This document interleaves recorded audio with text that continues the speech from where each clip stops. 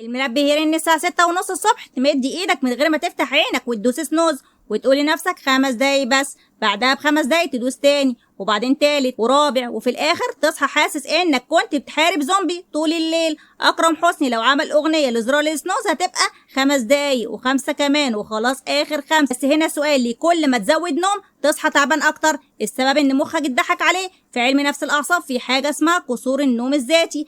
اول ما المنبه يرن جسمك يبدأ يستعد يصحى، لكن أول ما تدوس سنوز وترجع تنام مخك يفتكر إنك ناوي تكمل النوم فعلا، يبدأ يدخل تاني في دورة نوم جديدة، وفجأة المنبه يرن بعد 5 دقايق فيصحى مخك وهو لسه في أول الدورة. عشان كده بتحس إن دماغك تقيلة وتركيزك ضعيف وممكن تفضل مخنوق أو نعسان أول ساعة وأول ساعتين من يومك. والأسوأ كل مرة بتدوس سنوز بتكرر نفس الدايرة من جديد. الحل، بدل ما تضبط 5 منبهات اضبط منبه واحد على وقت صحيانك الفعلي، وحط الموبايل بعيد عن السرير علشان تضطر تقوم تطفيه.